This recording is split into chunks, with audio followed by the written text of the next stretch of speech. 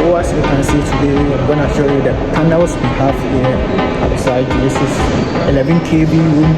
This is big panels, you know. Yes, we have so many panels here right now as we are fixing right now. Yes.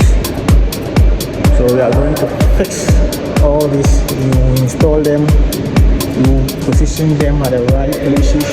Yes, as you can see, right down there. Everyone will be installed correctly. Yes, as I'm moving into this 11 kV panels, this and this. Yes, so today I'm going to show you everything about panels, from how they move it, because you have to move it carefully.